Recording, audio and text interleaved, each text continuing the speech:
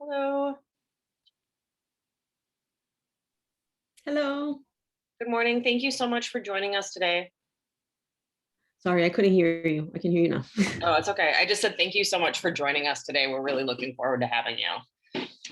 My pleasure. So usually I'm going to give you screen sharing capabilities so that when you're ready, you have that. Usually we let people trickle in till around 5 after or so because it's kind of early for everyone. Then we'll do then we'll do quick introductions. We kind of go around, everybody says who they are. I will let you introduce yourself. Piper will be here at some point too. She'll introduce herself. And then I will turn the floor over to you. So we don't have a formal case presentation for the second half today. We're going to do more of a facilitated discussion instead. So the half-hour time frame with 15 minutes of discussion for you is there's some wiggle room. So if you're presenting and you feel like you've got more to say or you don't want to feel rushed, that's okay too. Um, and yeah, so that's kind of how it'll go today. Do you have any questions for me? No, I think we'll see. I mean, if we do have wiggle room, then I guess depending on people's questions. Sometimes people have questions that take a while. Sometimes they don't take Yeah. at all. And I suspect that this is a topic that people really express a lot of interest in, and have a lot of thoughts around. So I suspect that, or I'm at least hopeful anyway, that discussion will be rich and that there'll be some good questions. So that means that we can kind of take our time with that. Okay. Yeah, great. Morning. Good morning. It's so early for you guys. I was trying to think, wait, they're an hour ahead. It's No, really we're an hour behind. it's an hour behind. I'm always so confused with the time. So I'm like, it's 8 over there. It's early. It's early, but when we surveyed to try to get as many people as possible, this was it came out to be the best time. That's good. Yeah. Are you ready for this afternoon? We got our I feel like it's a marathon we run like every month. That's a really long meeting.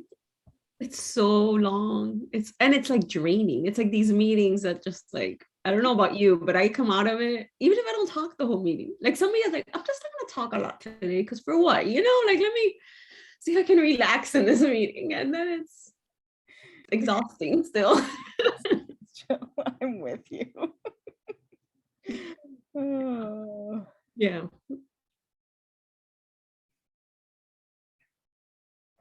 We got some folks coming on. Welcome, welcome. Good morning. Morning.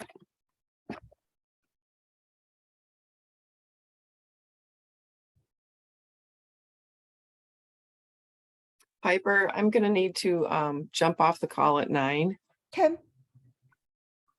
No problem. I'm working on a suicide prevention project with our local PBS station, and we have a meeting at 9. Nice. That sounds fun and exciting. Very good. You'll have to tell us when it comes to fruition. So the PBS documentary Facing Suicide aired on September 13th. But we're coordinating 2 sort of like follow-up events. One on October 4th in Egan, and then another one up in St. Cloud. So yeah. Very nice. Very cool. Mhm.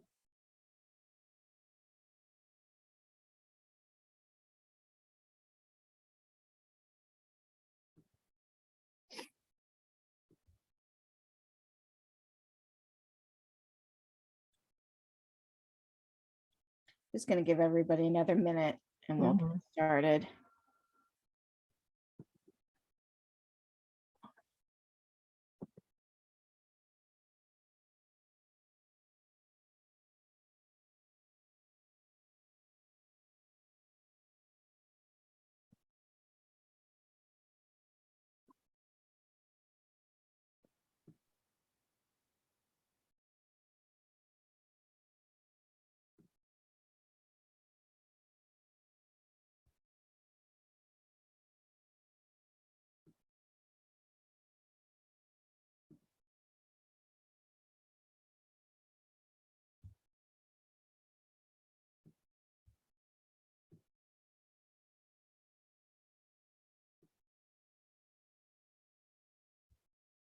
All right, I think we should get started. Welcome, everyone.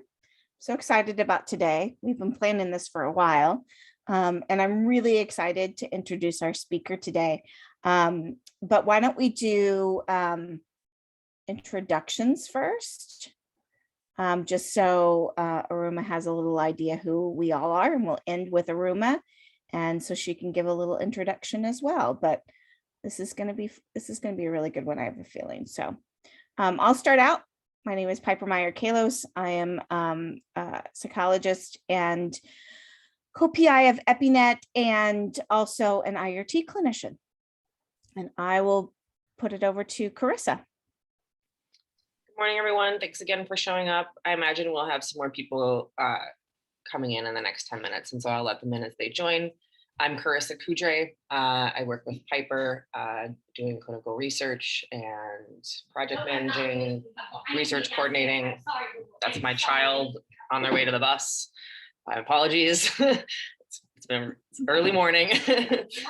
Yeah, I'm super excited for today, and I will pass it to Nancy. Thanks, Carissa. Nancy Howe. I'm the director of the children's programs for NAMI Minnesota, and then I'm also the family peer for the first episode psychosis teams here in the Twin Cities.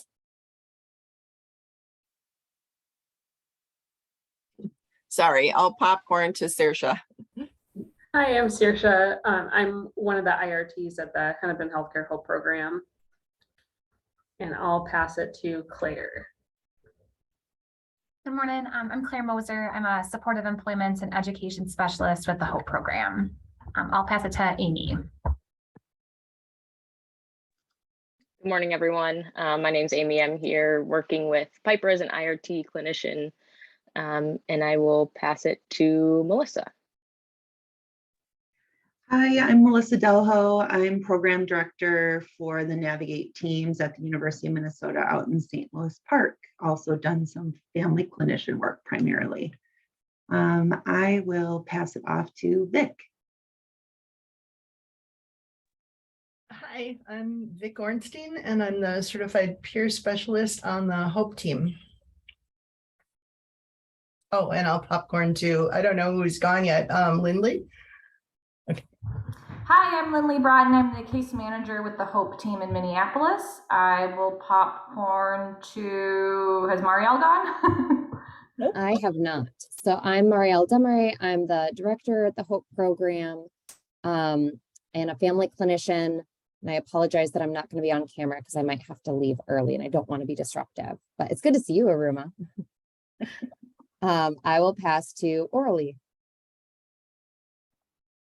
Good morning, folks. I'm Orly Haven, family clinician at the Navigate program in St. Louis Park. And Iruma, have you gone yet? No, let's do her last. Let's do Danny. Oh, okay.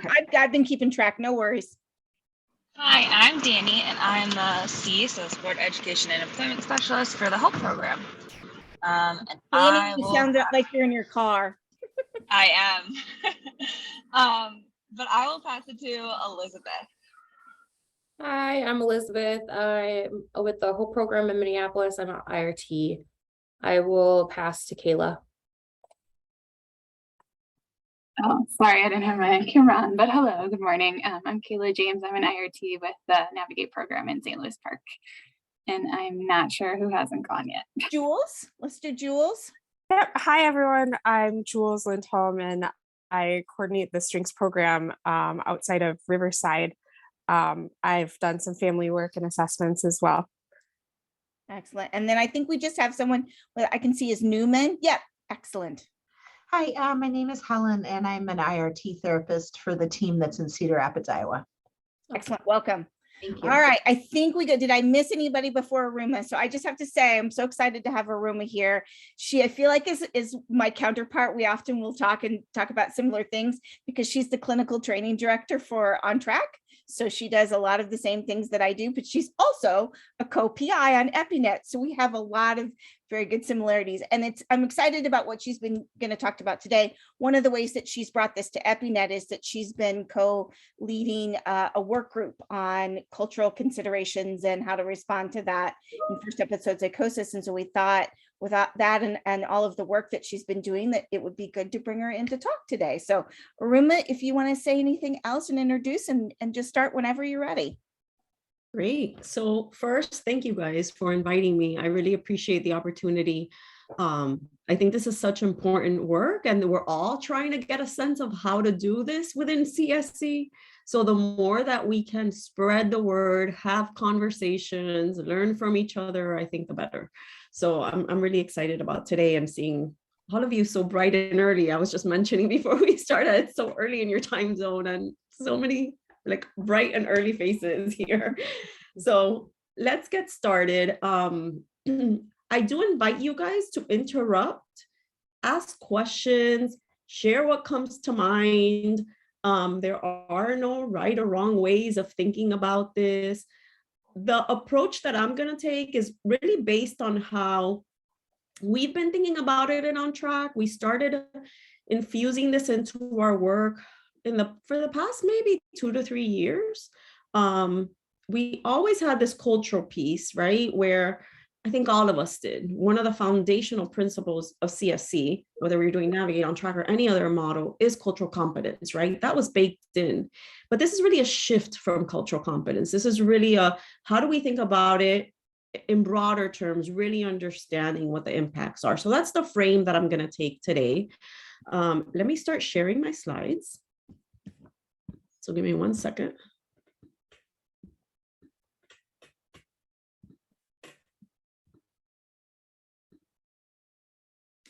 And let me put this, can you guys see this? Yep.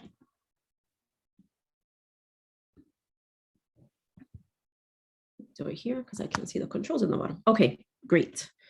And like I said, feel free, I can't see everyone, so feel free to just like jump in and interrupt. This is a small group, it doesn't have to be too formal, and I'm not too formal in general. So as Piper mentioned, I'm the clinical training director for On Track, so I do a lot of the same things Piper does, but on the On Track side. Our model is a little different from you guys's, but it's the same core components. We don't do IRT in the way that you do, but in essence, it's a CSC model with similar components. And I oversee the initiative across the state of New York. We have 23 teams, and then we also have contracts with other states. So that's kind of the frame. I'm a clinical psychologist by training as well. And what I did want to emphasize is that this material, I like it's different in the sense that it's really driven by the entire training team. Sometimes I present stuff and it's like I put it all together, or it's things that this is not one of those. And Marielle can attest to this. Marielle is part of our work group for EpiNet, where we're talking about these things. And there's so much knowledge out there and so many ideas that are permeating our work that I really did want to acknowledge that this presentation is a lot of stuff from my training team, not just me. I have nothing to disclose. So the things I thought we could cover today is a general understanding of what do we mean by cultural responsivity, right? So this idea of how to integrate a broader term into early psychosis treatment, then giving you guys some strategies, some preliminary things that we've been working on to try to develop a way to work within ourselves, within our team, and with our young people and their families. So these are not going to be, I'm going to be honest, groundbreaking things. It's a lot of things that are small shifts in practice, things to think about and reflect on that we think set those foundational pieces to then lead us to bigger shifts. And to assume, as I've said, that we're not already doing some of this is naive. We are already doing a lot of this because this is baked into CSC. It's more understanding what are we doing, what has gone not far enough that we need to build upon more, and what are the things we're already doing that sustain this to identify and reflect on that. So let me, I guess this works. Okay. So CSC, you guys know, right? It's general components and functions. So what do I want to highlight here? We're already very person-centered. So those are some of the things that fall into cultural responsiveness that we can leverage. We engage everyone. We work with families, not just with individuals. You know, a typical primary therapist anywhere for adults usually doesn't have a lot of access to the family. You only have one view, whatever your person is telling you. Here we have access to a lot of different views. We work in the community. As even here, we're represented peer specialists, sees like all kinds of roles that see people in different environments and different lights. So all of that leverages our ability to be more culturally responsive. And then we have a wraparound program with a lot of services that also tap into different areas of people's lives to help them achieve life goals, right? We're not sitting siloed as a psychiatric care provider somewhere, seeing somebody 15 minutes a month and not having a ton of other information. We're a collaborative team that actually can share a lot and leverage each other's relationships with our participants, leverage each other's expertise, and leverage each other's backgrounds of how we understand the world. So all of that, when it comes to CSC, really puts us in a very fortunate position to do work that is culturally responsive because we have a lot of resources to do it. So that's the first step, acknowledging and recognizing what do we already have in place that allows us to do this, where if we were in a different environment, it would be more difficult. We are recovery oriented, right? And what does that mean? So at the end of the day, we're helping people achieve what they want to achieve. That's our true north.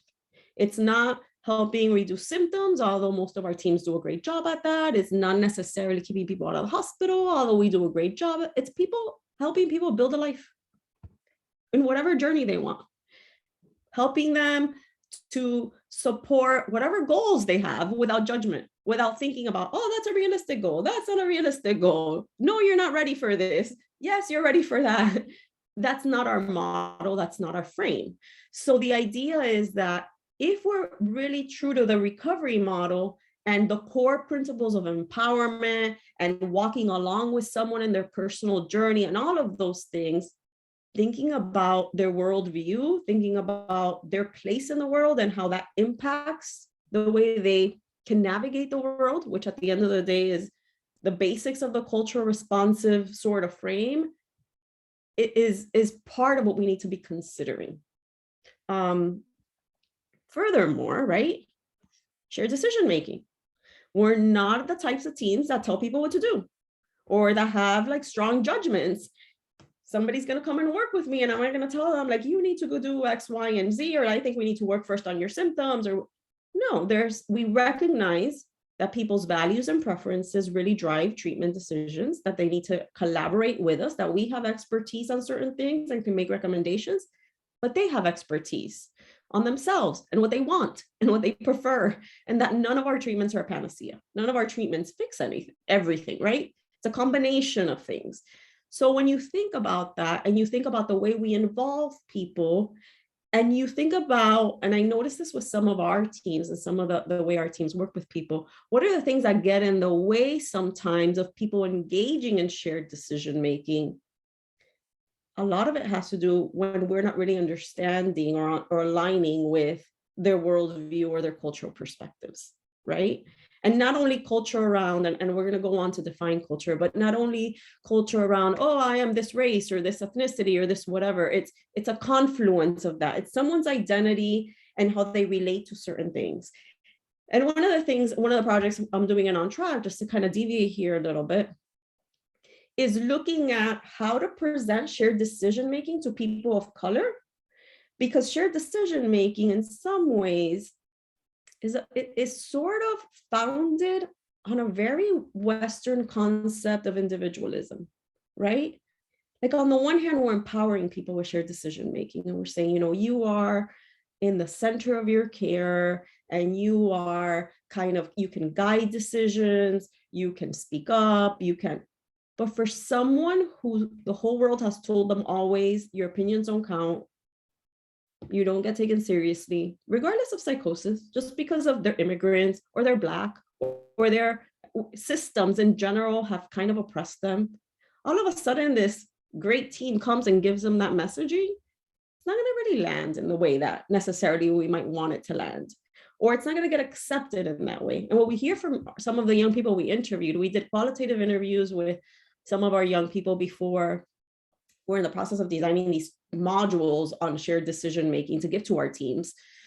Some of the things we hear is like, well, I'm not the decision maker of my family.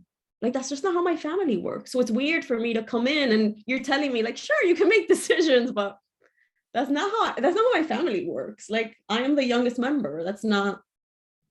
Or even when I don't agree with my parents, what my parents have to say really trumps what I have to say because of whatever, right? The way our family dynamics work.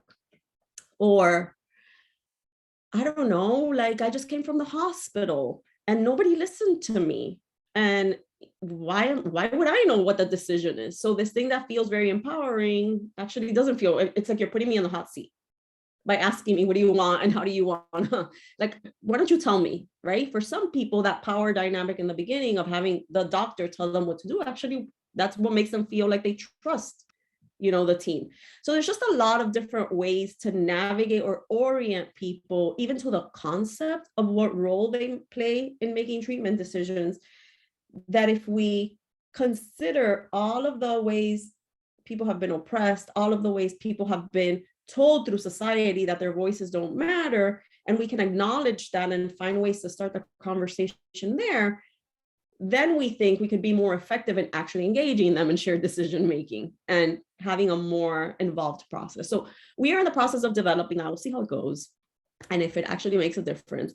But that's all to say that in our model, we have these things that are vehicles for being culturally responsive, but we have to be very thoughtful about it because they come from science, right? And science comes from very Western views. That's where the funding comes from. That's where, so if you think of where these models all got developed, it's in certain countries and certain areas with certain people, and they might not apply in the way that we want when we're dealing with very diverse populations. The other piece is cultural competence, right? That's how I was trained in graduate school. I went to University of Hawaii. It was a very diverse place. Like, they were like proud of how diverse we were. And I'm from Miami, so I'm Cuban. I thought Miami was diverse. When I got to Hawaii and started learning about their culture and just all the different countries that live, people from different countries that live in Hawaii, they take the cake, honestly, in the level of diversity. And I was trained in cultural competence. You sit there, you ask, you kind of let people take the lead, but more recently, the next step is that cultural competence is not enough, right? There is this idea, and I'm sure you guys have heard about it, of cultural humility.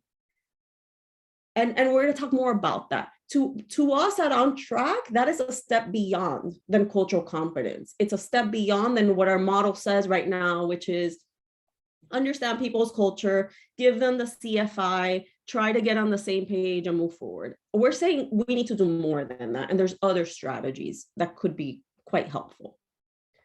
So let's start. One of the things that we recognized when we were doing some of this work, and even before the past 2 or 3 years, we had built a guide with the Center for Cultural Competence at Columbia, led by Roberto Luis Fernandez. I don't know if you guys know him, but he's a psychiatrist that basically this is his life's work, right? Like, this is what he's devoted his whole life to. And he developed a guide for us. It's in our website if anybody wants to check it out, and it's culturally competent care or culturally something care for people in CSC. And they got CSC teams, this was years ago, and we asked them what were the main themes that came out, what were the big things that they grappled with, and there was this whole guide that they put together. But one of the things that they highlighted for us was the team culture. You guys, as a team who works together, have a way of communicating with each other, of understanding the system, of understanding the world. You each have different backgrounds. Your professional disciplines influence how you might interact with people, right? Like, a peer specialist has a very different vantage point than a clinician.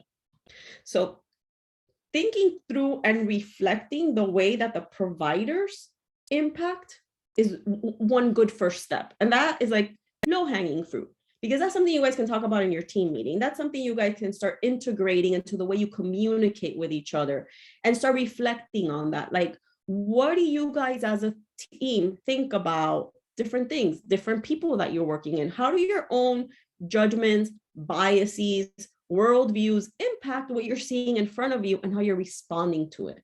And can you develop a safe space within your team, and this takes time, to be more open about that, so that if you are having a judgment, you're not just keeping it to yourself because now you're like the bad person, but rather you're creating dialogue with each other. Hey, I see it this way, and being able to kind of bring it out of each other and say, but I kind of see it this other way. Could this be like your own thing that you're bringing to this, or is this really what's happening? So the idea is to create a sense of reflection and process within the team's culture, where you're assessing, your understanding, and you're evolving your own team culture. That has gotten a little bit harder with the pandemic, with all the staff turnover. I don't know if you guys are experiencing that in your teams, but in our teams, we used to be pretty stable. Like once an on-track team started, like for years, it was the same team, right? Now, not so much. But it also gives an opportunity to diversify and get other people's opinions and get different people to be involved. So it has its pros and its cons, but still keeping an eye and creating a structure for understanding the team culture and how and having an eye for how that impacts the way you work with people and families. Because for a long time, that's like an assumption, right? We're a team, in team meeting, we talk about everyone, we just talk about it from our clinical position, and then we go out and we do the work. But that overlay of reflection of, wait, how are we thinking about this? How is my culture influencing how I'm understanding the scenario?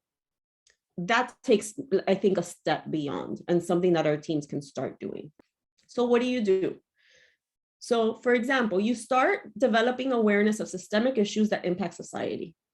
For us in New York City, like we just couldn't avoid it. With all of the stuff that happened with George Floyd, with all of the social justice things that happened a couple of years ago, and being in such a diverse place, it was like huge, right? And I think it was the same for everyone across the country. That was our catalyst, for lack of a better word, to actually start working more intentionally on things that we knew were important, but we had been kind of tiptoeing around as a training team, or not really like paying as much attention as it needed, because we were so busy, because there's so much to do, because there's so many people to take care of, right? So it was kind of our thing of like, okay, we need to focus on this. And the first thing we did as a training team, and some of our teams did this, is create space for us to start developing awareness about these things. Because what we learned really quickly is that we were all really, really smart people and really knowledgeable about the CSC model and care in general, but we were all over the map around social justice, around issues of oppression, around issues of race and identity. Like it was like some people were like miles ahead, and some people were like, what are you talking about? And we needed to devote time to get on the same page about them. So and some of our teams did this, where they created time to start talking about what is race, right? And getting everybody on the same page. Race is not a biological construct. It's societally defined, right? There is no gene that tells us you're a specific race. It's this thing. And politics and power are kind of what guided the formation of race. So we did a lot of reading.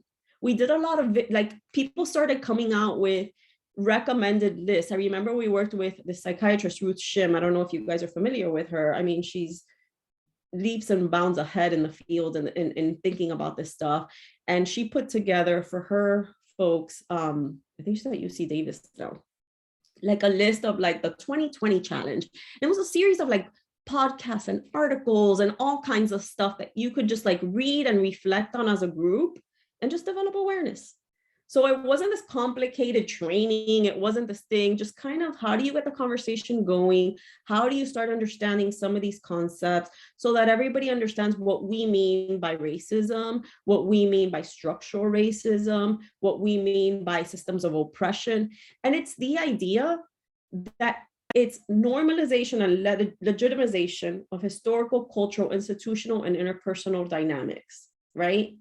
It's not about, hey, I said something discriminatory about so-and-so, or my personal view. It's that the systems and the way this country actually was brought about, and the systems within this country advantage some groups and disadvantage others.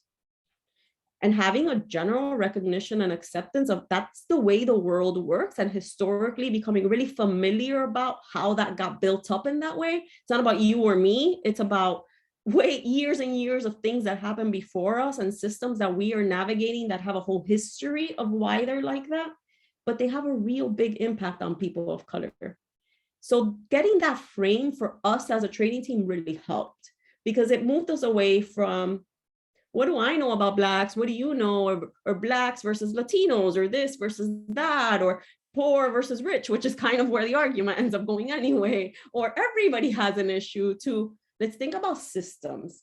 Let's think about like years and years of disadvantage for some groups, and how does that impact us and then the people that we're working with. And having that knowledge, I think, creates that foundation to then being able to develop a framework that I think helps us understand better where our participants and their families come from.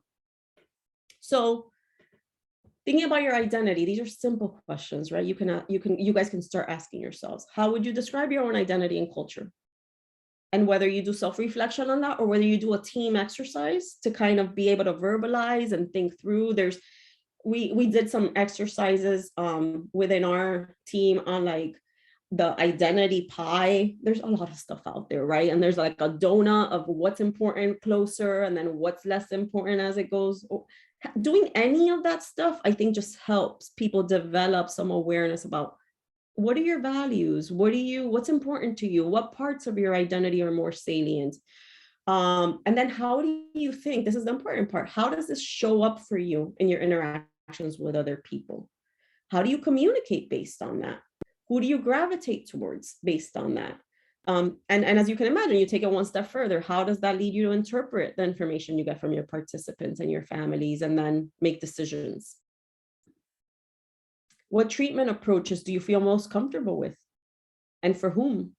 Do you have any differential recommendations for people that you're not really like thinking about?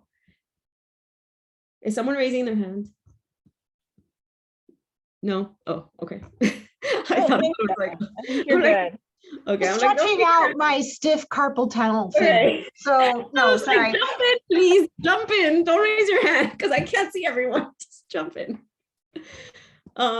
So that's the first step, right? Like your own stuff that we have control over, that we can think about as a team. That's an easy kind of first thing.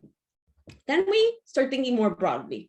What's the system, right? So that's where we think about the social determinants of mental health. And there's a lot of research on this that talks about these adverse social and economic circumstances that really impact people differentially and are sustained by different systems. So we're talking about poverty, we're talking about income inequality, violence, migration. And the idea is that there is research to indicate, I mean, not a ton, I'm not saying this body of research is huge. And for CSC, as Piper and I know, it's actually very limited because we just did a review. But there is in the broader literature some indication, right, that it increases the prevalence of mental health disorders in minority groups. And we can imagine, right, it's more stress, it's just more adversity. And we know that all drives. And we think of a diathesis stress model, the more stress and the more adversity, the more likely you are to develop something. And then that they can be a consequence of experiences of discrimination, exclusion, genetic background, differential cultural interpretation of symptoms, or a combination. It's not simple. There's an entire model in this Lund article.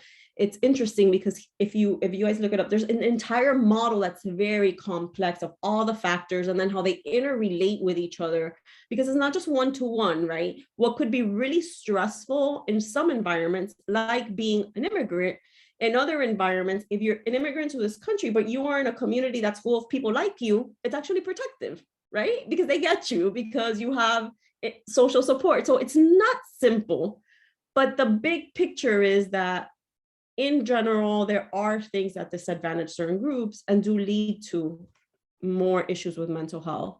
And furthermore, that the way that we interpret things, right, the way that we are taught and educated on diagnosing and on understanding behavioral presentations could have a lot of bias, where then we're over-diagnosing. So we know that there's like an over-diagnosis of Black males with psychosis.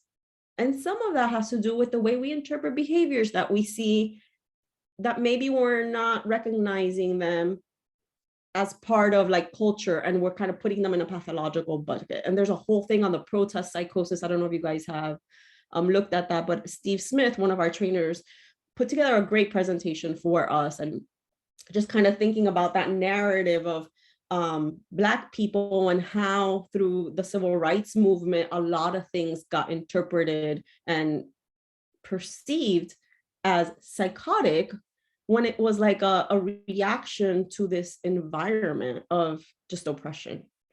And then all the propaganda that went into it and the medication, like there's a whole history of this stuff. So being familiar with these things and not thinking like time started now, rather recognizing that these things have been around for a really long time and are still impacting, that helps, I think, in helping build a cultural responsive frame. So let's talk about cultural humility, right? When we think about cultural competence kind of defines it as like people have a culture, they have different identities. We need to understand what that is to kind of work with them. Cultural humility is more interpersonal. It's not just about them and what is their culture and I need to understand it. It's what is going on for this person and what do I learn from them and what do I need to learn on my own? It's not just, and going back to how I was trained, right? Like, and my training, I consider it advanced because culture was such a big issue in Hawaii. But it was a lot of like, let the person teach you, be open, ask this and that. Culture humility says you do that, but you also have to do your own work. Like you can't put all of this on the shoulders of the participant. You can't just expect them to teach you. You have to go and do a little bit of research about their culture, understand what the historical context is, understand where they're coming from, and always maintain like an inquisitive stance, a questioning stance. Don't think that you ever got there and you knew someone or you fully understand their culture, because that's impossible. None of us can do that for every single person that we serve. So it's that humility of, I don't know, but I'm going to find out. And I'm going to kind of keep questioning, do I really have it or is there something else that I need to be considering? So the goal of that is to understand the way that identity and people's cultures and values impact their daily experiences, right? So when we think of identity, we think of personal characteristics, how people define themselves. And then when we think of culture, we think of personal, family, generational values, traditions, and customs. And for the young people that we work with, there's a lot of both.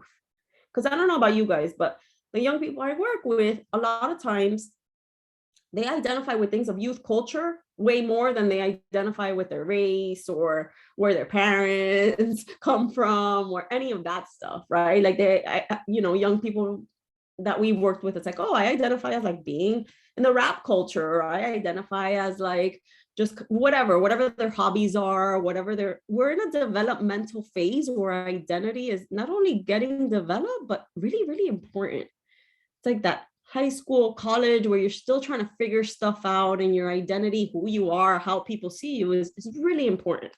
So getting an understanding of that coupled with an understanding of the broader things. Where do they come from? What are their traditions? What are their customs? What are the similarities and differences between that and you and what you understand and where you come from? Iruma, can I ask a question? Yeah. One of the things that I think comes up a lot, and I'm curious, I'm assuming you would put this in here, is the idea of gender. And I think especially over the last several years, we've learned a lot about what we really say and mean about gender.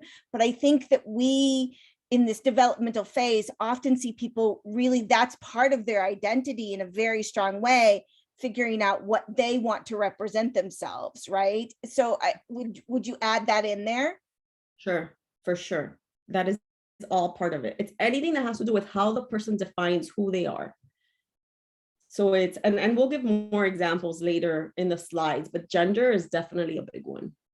And when we think about systems of oppression for people that are gender nonconforming, that are just struggling to even have a definition of what they are, forget putting them in any of the categories at this point, and we have many categories, just even trying to stay fluid and open to like, I kind of don't know yet. because they are so young, and that being okay. So all of that, I think, goes into it and becomes, in my mind, and maybe this is my bias, right? I think it's so much more relevant to early psychosis than like when you're working with SMI, that where people have had a whole life and have maybe explored certain things about themselves or maybe come to some conclusions. I think what makes it more complicated for us is that, and it's developmentally appropriate in all phases of their life, people are still trying to figure out what they want, who they are, what their values are.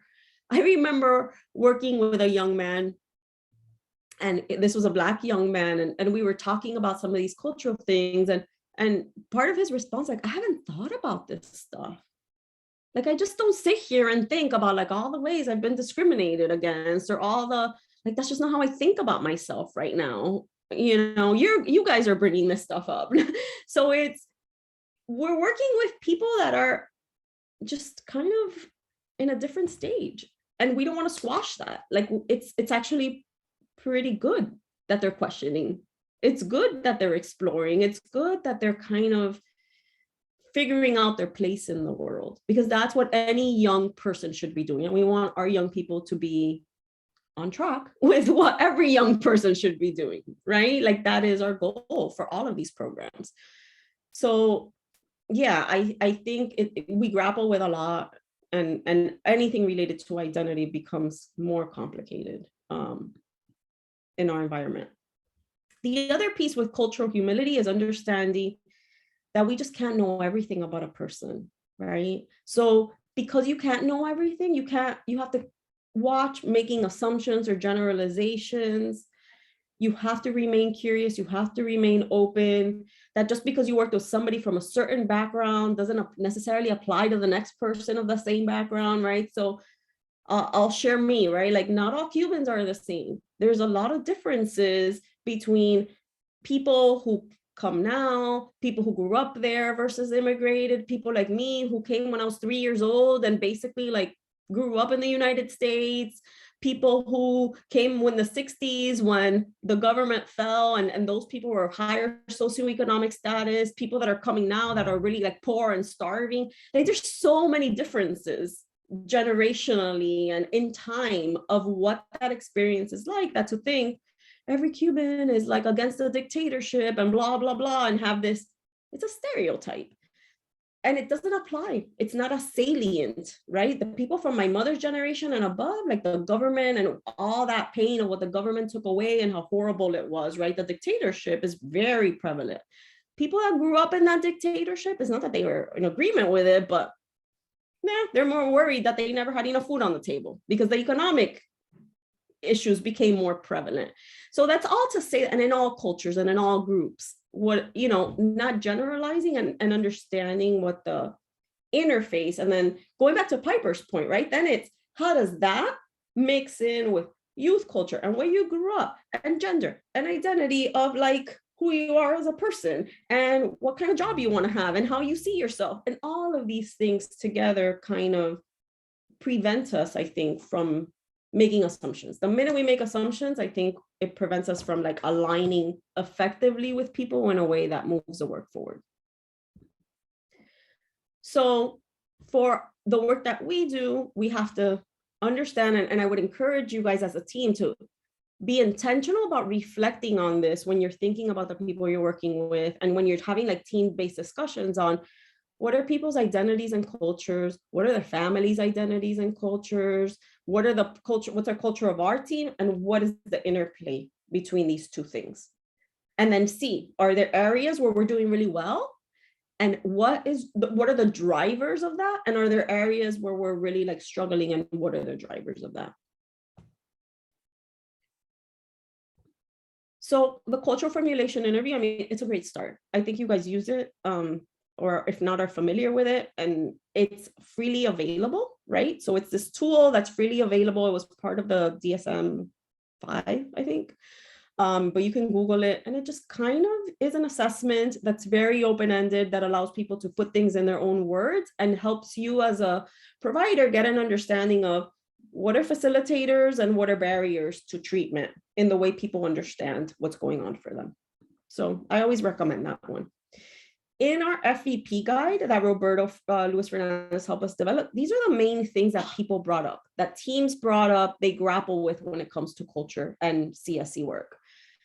Spiritual and religious beliefs versus delusions, culturally based help-seeking behaviors, things like, I want to go see a shaman, I want to go to a prayer group, I want to go like alternative types of treatments, right? Traditional medicine, things like that. And coping skills and how that impacts what the team is thinking, how the team is conceptualizing versus what the individual and the family is conceptualizing. Family dynamics, as we can imagine, stigma, migration narratives, and language barriers. That whole guide, it gives you like themes, and then it gives you some best practices. So that's another like really good resource to turn to when you're kind of feeling stuck. The other idea of cultural humility and the way we're thinking about it is that it's not just about the cultural piece, but it's the structural piece that has an impact. And what do we mean by structural competence? It's developing an understanding that external determinants have a huge impact on individual daily experiences, health, and well-being. That people's economic stability, access to education, access to healthcare, neighborhoods, social and community contexts, all impact what they're able to do in the world. And we are a time-limited program. You guys are time-limited as well, right? Like, we're not with people forever. So think about when you're working with someone, and I always like to use the C's role in this one, right? We help people get jobs, and we might help them overcome certain barriers in getting jobs because we're coaching them, we're helping them think through certain things. But what happens when the C's isn't there? What about for those people who are not engaging with the C's? What are job opportunities for people of color like? We know there's like stereotyping, discrimination already for psychosis. Now add on to it all the other disadvantages that certain people have. And how does that interplay? Are you guys considering that when you're thinking about someone and their place in the world? Or are you playing the colorblind game of, no, all of my people are working with the C's, so they all have equal opportunity because they have a C's working with them? It's kind of not true, right? The C's might have to do different things for different people depending on what's going on in their life. And not just different strategies, but really be thoughtful about issues of oppression, discrimination, and how that plays into getting jobs, going to school, etc. So really being able, when you think about somebody and when you think about conceptualizing the work that you're doing with someone and what strategies you're going to do, integrating some of these external factors. A lot of times I think we focus on what's in front of us, and we're so individual focused because we are, person-centered and individualized treatment and really focus on people's goals, that we forget that they're existing in this microcosm of other factors that are maybe even more powerful than what we're doing. And we have to consider them because our treatment can make an impact on those factors because we have embedded strategies to help people navigate the world, and because we can do so much with people. So what are some examples, right? And for our teams, it's like we know this, but we know this like in the background. Like, I don't know about you guys, but for us, like, you kind of know this, but do you sit there and ask people? For the most part, I know I never used to so much, unless somebody would bring it up. It wasn't something I was so intentional about. Now what we're doing is we're building an assessment, and we're in the process of that. And once we built it, we can share it if you guys are interested, right? Like, how do we assess for this stuff? How do we train our teams to be intentional about not only assessing for culture, but assessing for structural factors, so that we're not making assumptions, so that we're not assuming that because the X person comes from X neighborhood, they're facing this or they're not facing that. What's their access and proximity to transportation, to highways, to healthcare, food deserts? All of that impacts the way people are going to be able to navigate their world after you guys stop working with them. Because we're, like I said, to me, the big important factor here is that we don't work with people forever. I wish we did. But we go away and a lot of support goes away. And we're working with people when they're young, and so much is going to happen to them in their life, right? Post us. that we do that scaffolding, but like, how do we do it in a way that really integrates their bigger environment so that they're able to then navigate that bigger environment to the best of their abilities? And for a lot of people, it's getting a college education, but for a lot of them, it isn't. So just being realistic about what's going on.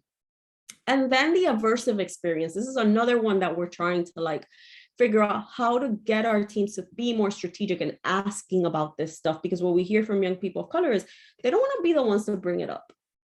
It can be weird to talk about it, especially if there's no ethnic match or race match between the therapist and the young person, but it's even weirder if they have to bring it up. Like they don't want that burden.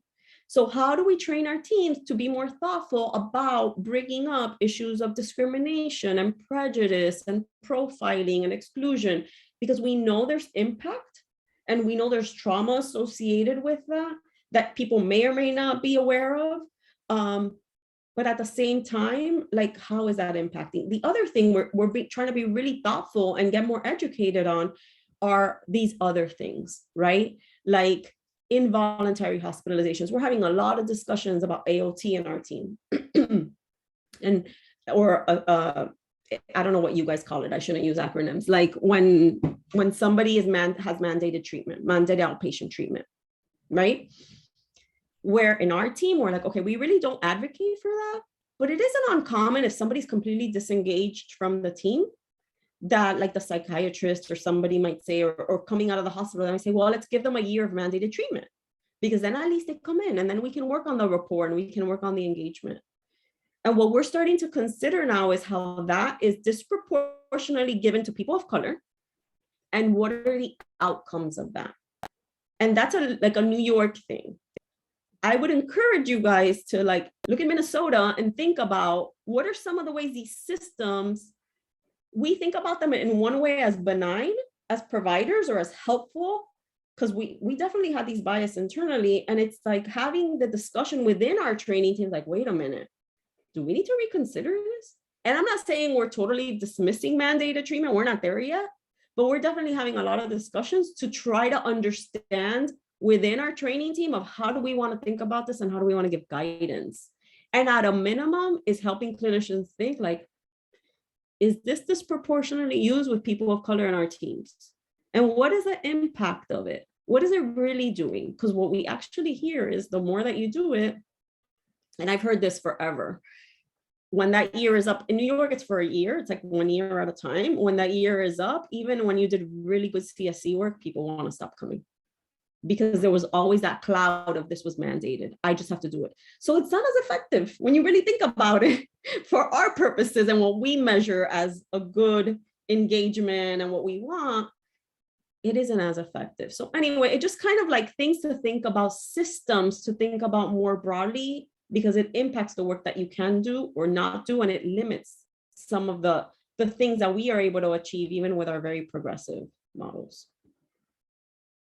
So the idea is that you are combining cultural humility and structural competence in treatment, in your engagement of people, and how you're conceptualizing what's happening to them, and in the treatment strategies and interventions that you are delivering.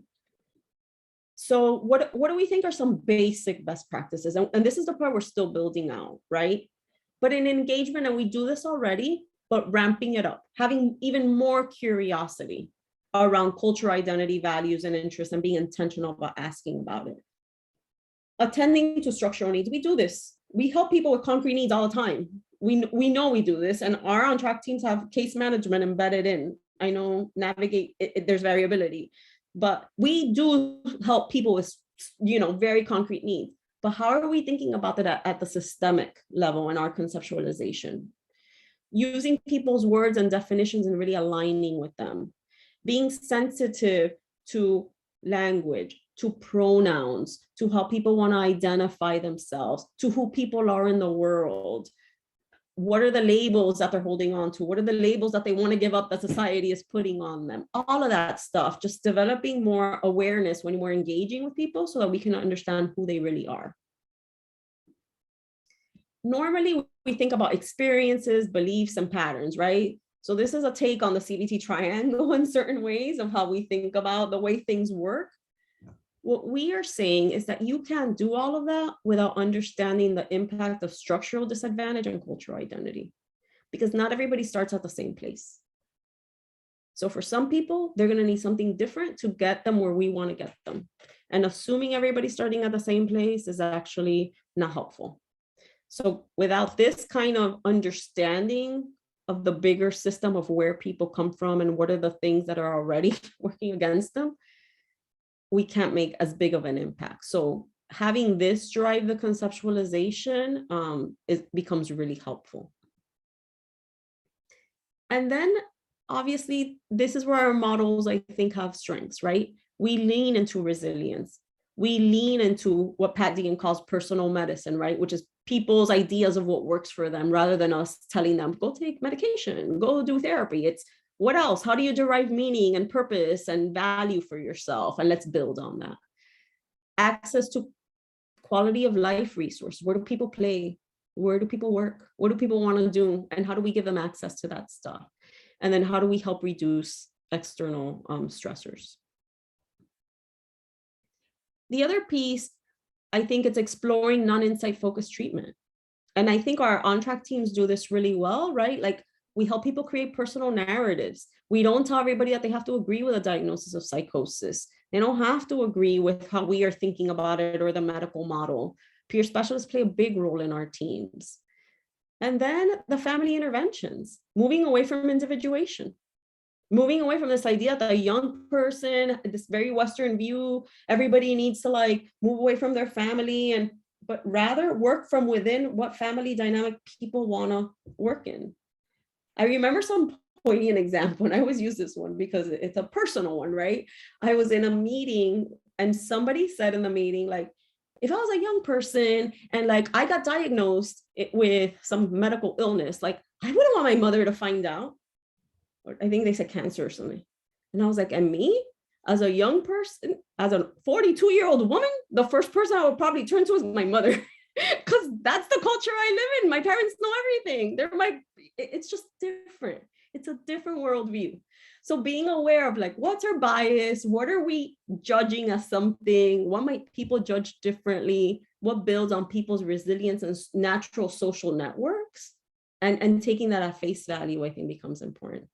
And then the obvious other one, which we need to do a lot of work on, is understanding like the trauma-informed interventions, and not just trauma, like individual trauma, but generational trauma from all of these systemic issues. And that one, to be frank, there's not a lot out there, right? And especially not for CSC. So I think a lot of us have a lot of work to do to figure this piece out, but we know it's there, and paying attention to that, I think, becomes important. So that's it for the presentation. I'll stop sharing. I don't know if people have questions. I know there's no case study, but I don't know if you guys, I mean, I could share more examples, but if people have questions or just having discourse about what's it like for you guys? Who do you guys serve? What are the issues that come up? What do you grapple with? And see if we could brainstorm a little bit. Sometimes I find that teams really derive a lot from that. Hey, Orly Haven, family clinician. Something that is definitely coming up to me as we're talking through this today is, I'm working with families, and some of the last things you were talking about is intergenerational differences and, cultural connection to the collective versus individualization. And I think about some of the families that I work with, where perhaps the parents are first generation immigrants and the children are second generation, and the challenge for the children being kind of caught in between two cultures. And that's always going to be extremely unique to each situation, right? How different cultures of immigration kind of intermix and are impacted by this idea of assimilation and othering and things like that. And children really, the young adults and children really grapple with, feeling pulled in two very different directions. And it can be very interesting and challenging to have me be hearing from parents and their expectations from like a, communal and collectivist point of view. like, yeah, in my culture, you know, my kids should be living with me until they finish grad school and only moving out when they get married, as an example of like literally one dad's insistence every time I talk to them, versus the young person who is 17, going to be 18 soon, and sort of verbalizes to parents, yep, that's the right way to do it, but verbalizes maybe to the individual therapist, I am so out of here as soon as I graduate from high school and I am not moving home. Yeah. So I don't know, just putting that out there, seeing, I guess, if other people have similar experiences with working with this really complicated, layered, and very nuanced cultural challenge in circumstances like this.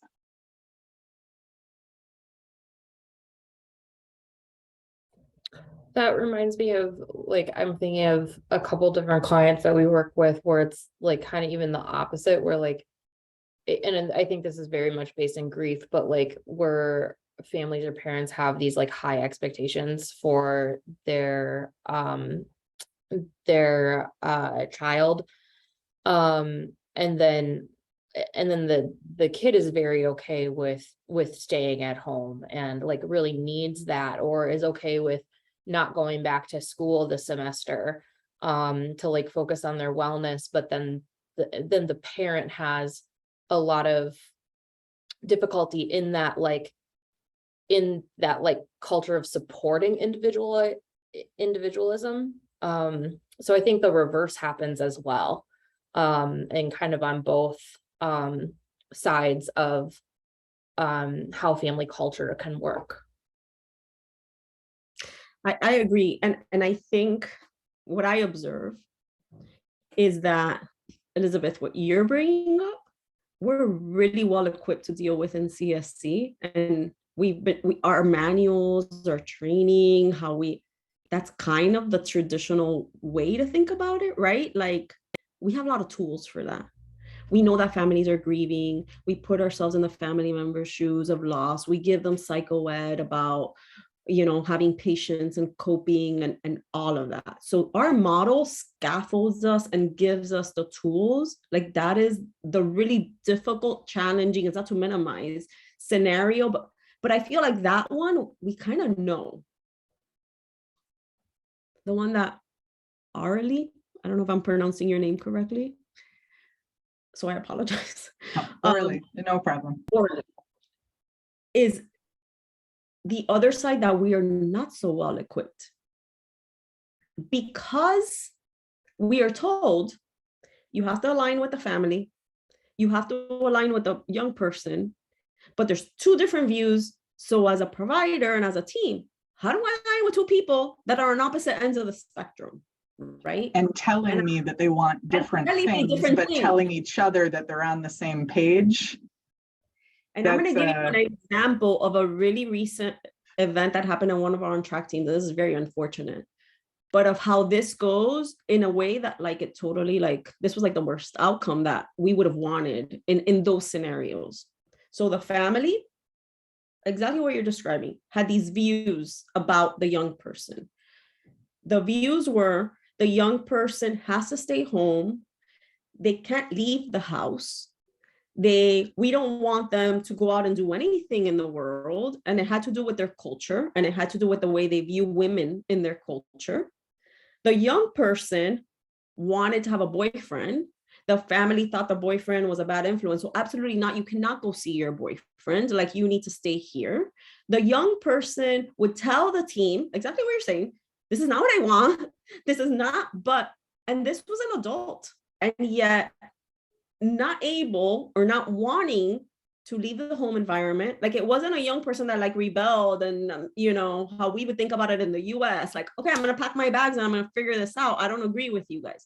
No, it's telling the therapist, I don't want this. My parents are horrible. This is a terrible situation, but still staying in the home, still kind of doing what the parents want. And their ways of rebelling were suicidal attempts. So every couple of months, taking a bunch of pills and ending up in the hospital. Just in the short time that the team worked with them, I think the person had 3 serious suicide attempts in rebellion to the family. And the more that the team worked with the family to try to like, because the team really thought their conceptualization was this is bordering on abuse to this young person. It's bordering on abuse. Like they're like locking her in. They're not letting her leave her house. They're not letting her do anything. Like for the family, that conceptualization felt very like an attack. So then they stopped trusting the team. So then they're like, forget it. We don't want to work with you anymore. The person ended up at the hospital, and the hospital gave even a worse message to this family. The psychiatrist in the unit told the parents, like, if you keep doing this, your child is going to die, because one day they're just going to kill themselves. Like a horrible non-CSE, like you guys can just imagine, right? Like paternalistic. Like, so now the family, what happens? And it's not that I agree with the family, but the idea is that if these are their views and you don't find a way to align with them, they're just going to get more digging in their heels and doing more. So then they didn't trust the psychiatrist. They didn't trust the team. The young person basically said, I want to keep working with the team. They were an adult. And the team was like, okay, yes, let's keep working with you. And the parents in the background were saying, no, you're not working with that team anymore. So the young person calls the team, is like, I'm sorry, I'm not working with you anymore. And what happened? They totally disengaged.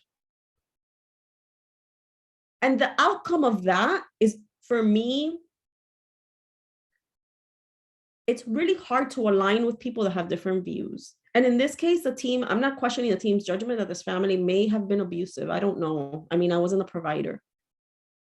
But by shutting it down in that way, and this was like a year-long process, guys. I'm giving you a snapshot, but this took time. It's not that this team didn't try.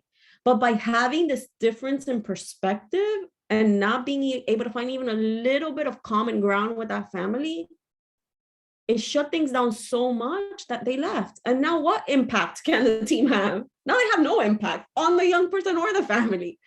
So for me, that's like the part that, like, it's complicated. It's really hard. But if we can find a way to stay in there with people, even in these very complicated situations, we might find windows of opportunity to shift perspectives. And people are more open to influence when they're feeling heard and understood, even if it's by someone who has such a different worldview than they do. And this team is a pretty, like, well-functioning team. Like, they're not one of our teams that I'll be like, oh, they don't know what they're doing. These are really smart. It was just really, really challenging. It was really hard, and they were never able to get there. But I just think, like, that's the part, right? When we can't navigate these challenging situations and understand that sometimes our job isn't to fix it. It's to sit there, to validate, to observe, to align, to see if there is an opportunity. You're not going to be able to come up with that solution, right? Like, you're not going to be able to understand that young person and the family, but you might hear an instance where the young person is saying something that might align to something that the family is willing to understand or accept, that then maybe you can make that connection for them to let that 17-year-old be independent and go live on their own, or for them to feel a little bit more confident in allowing, or the young person to tolerate living with a family until they get, like, I don't know. But if we're out of the picture, then we really can't do anything. You know what I think is so interesting is that if we're dealing with this kind of traditional age group of onset psychosis, like late high school, early college, it's like even separate out the psychosis, and families are dealing with this differentiation period. I mean, I have a 19 and a 21-year-old, so I'm just negotiating this myself. Like, the process of who am I, what am I going to do? I'm moving out. Wait, you're visiting me. What time are you coming home? So it's difficult even without the psychosis, right? Absolutely. And then you add in this kind of what can be like a very serious, dangerous, debilitating disease process. I mean, I know we take a resilience perspective too, but in the family's mind, you know, they may not have adopted the resilience perspective yet. So they're thinking, I have this person that's trying to differentiate from me. And now they have a very, you know, in the family's mind, scary, debilitating disease process going on. And then it's almost like any type of natural differentiation or separation that was starting to happen, like all the reins get pulled back on that. And all the kind of control. And I mean, I can understand that from a parental view. I mean, not to overshare, but my daughter was in treatment for anorexia and drug addiction. And, you know, like, I went back to like toddler stage, let me watch you eat this bite of food, you know? So I just think it's really interesting. What I've noticed on our team is like when we're kind of trying to join in with the client and empower them and like, okay, let's think about your goals. Yeah, you want to go back to college, you know, these types of things. And then you have the parent perspective, which is like not there. Like I do think that kind of you have to be careful not to over join with the client, and then you start getting a wedge with the family, right? I just think it's really difficult. I'm just saying what everybody else is saying. Yeah. It's so hard because like from a parent's perspective, there's so much fear, right? So I think I always tell teams is not, remember that you don't love these children more than their parents. You don't. You don't. And you're not going to be in their lives longer than their parents. That's what, you know, you could disagree to their parents until you're blue in the face and think they're doing a horrible job, but yeah. I mean, the one thing I go back to is, and this is where I think we can give some support about how do you find common ground, is going back to what do you want for your loved one? What kind of things do you want for your loved one? And starting with that, because I guarantee you that there will be something in there that you can build on, but starting with not what's going on, not the fact that you're different, not the fact that maybe culturally you are still in a very different place from where the young person is, but what do you want for your young one? And I bet most of them start out with, I want them to be happy. I want them to be healthy. You know, somewhere in there, even if it's a lot of other gobbledygook that comes out, which can happen, there's something that you can say, you know, what do you think your loved one wants for their life? And how do we reconcile that? And even starting with, let's remember when you were that age, right? So that common ground piece is really, really important. I think Iruma, I think CSC's teams and the fact that we've been trained in person-centered care, I think we are trained in this. I think we just don't go back to many of the things we know that are really helpful and important. And common ground is a big one, because you're right. No one's going to love them more than the parents. No one's actually, what I like to say is no one's going to be there in their life longer than their parents. That's really, they are the ones, we come and go, but they will be there. And if we can't partner with them, we're missing such a big opportunity. Exactly.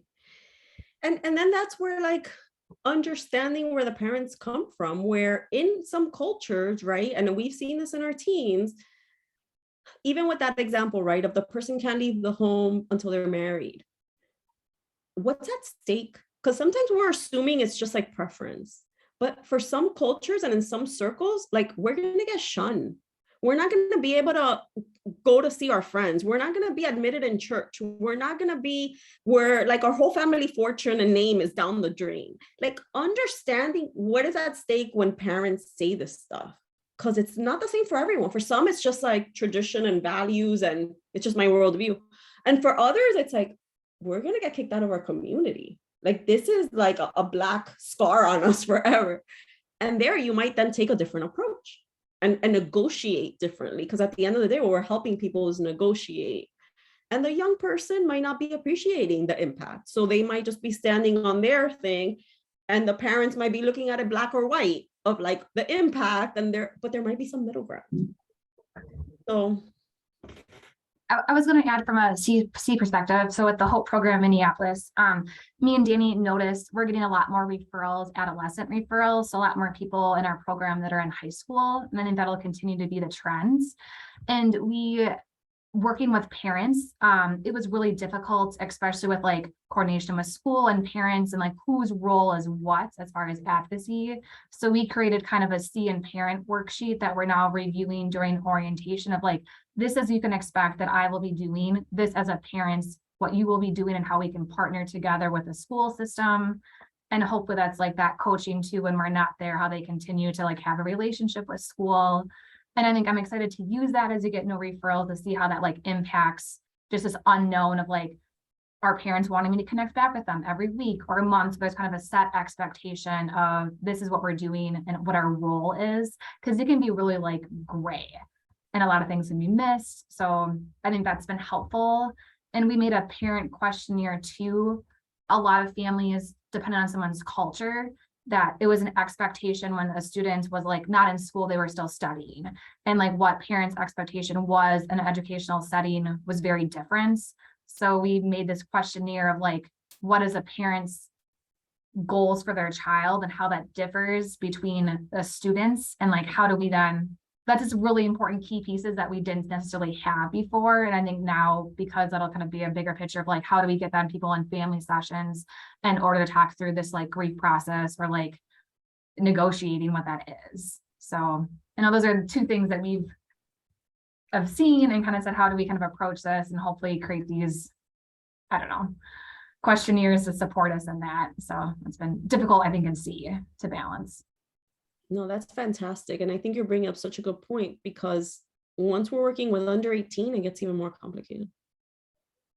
Because then the parents have authority. And then you really got to negotiate both, because it's different for people who are underage. So I can totally see how if your care load is skewing more for younger people and navigating the educational system in high school, which is like mandatory schooling and all of this other stuff, it's a different world. So I think those worksheets sound fantastic. I would be excited to use stuff like that just to clarify for people and have a process. It sounds like then you have a strong process in place for having these conversations, rather than assuming parents know, or parents are going to get on board or whatever. Yeah, and I can share that too to like people here, kind of maybe from that to, yeah, if it would be helpful. But another thing, as an IRT that I think I'm starting to think about is different ways of communication, because really the only way I know how to communicate is the way that I was grown up to communicate, and in these different CBT, DBT skills, which are very white as well. And so we've been in like, there have been some comments from a coworker that have been like really helpful for me in questioning like, oh, like maybe it's not an option to use like dear man with somebody's parent, like to be assertive in that way. And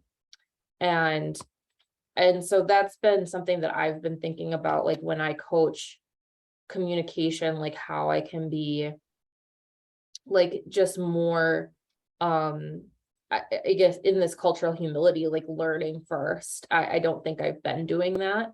And that's been something I've been thinking about recently in communication, and when we're coaching on communication and what could actually be helpful, depending on the person's culture, especially with their parents. It's so interesting to reflect on the specific interventions and the specific strategies and what will resonate and what will not land at all. Because these are evidence-based practices. So we assume, I assume like this is gonna work. And part of me knows like we need to adapt, but I don't know how to adapt. It's not like we got a guide on how to adapt. So then you're stuck. So I love what you're doing in terms of, let me be judicious about this and let me learn first, and let me not assume that because this is what I know or think works is gonna work. I think that's a great first step, and hopefully the field moves even further. What we do know, and this is a little bit, this came from the Raise ETP study, right, where like even in the family work, Black families engage less with psychoeducation, and we don't know what that's about. Was it the content? Was it even just like the idea of like meetings and calling people? Like that's not a great way to communicate, or scheduling people for like in-session appointments at certain, like maybe it was that, like it's unclear, but there could was have been all those things too. I mean, it was been all a difference. Yeah. So I love thinking about that, Elizabeth, in that way. Like, wait a minute, let's not assume that our interventions work as they sit, but rather let's question, and let's give ourselves the opportunity to explore and not feel like we're not doing a good job if we're not following the manual, right? But rather like, how are we thinking about how this applies to the person in front of us, and be more thoughtful about that. But This but brings I, up- I just quickly, I just want to follow up on that. The one thing I want to say is that it doesn't mean that if you get it wrong the first time, that that's a bad thing. I just want to really point that out, that I think Aruma's point at the beginning is we're still learning. And honestly, if you go in there as genuine, authentic, my experience has been people really respond to that. They understand that you're not perfect, that landing this is not perfect. So I really want to put that out there, that this is this curiosity, learning perspective, discovery perspective.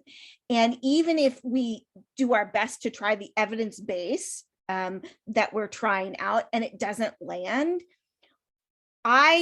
and I'm assuming, Aruma, you're kind of on the same page with this, but I'm happy to say, well, then obviously we have to try something else. We have to be flexible in how we do this. This is to our best guess of what we think works.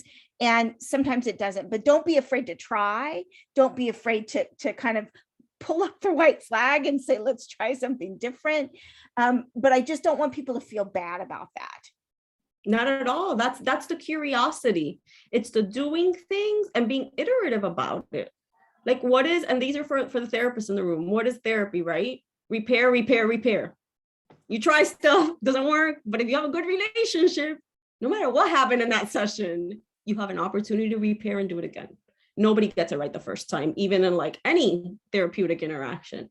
So keeping that, which is our training and the foundation of what we know, and then using that, but really being, as Piper's saying, authentic and getting to know people so that you have that foundation to be able to say, hey, wait a minute, that kind of didn't work, did it? I thought that would work.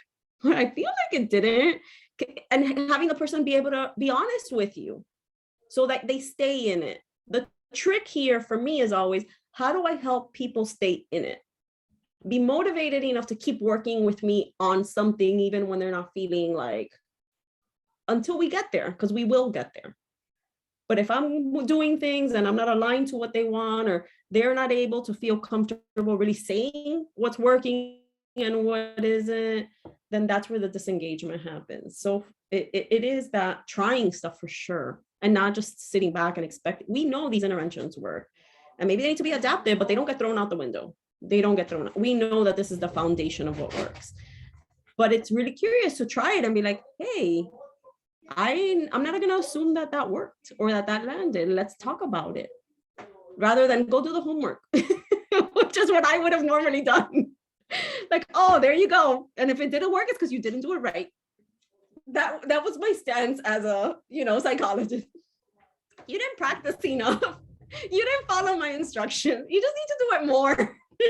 Rather than, wait a minute, like, what is really going on here? So that's the humility in it. It's not, I agree, it's not throwing it out. It's not fear of trying. We do our interventions, we do the model, but we have a reflective stance of just being open to shifting. Mm-hmm. I think that has a lot to do with kind of what Claire was talking about, with setting expectations.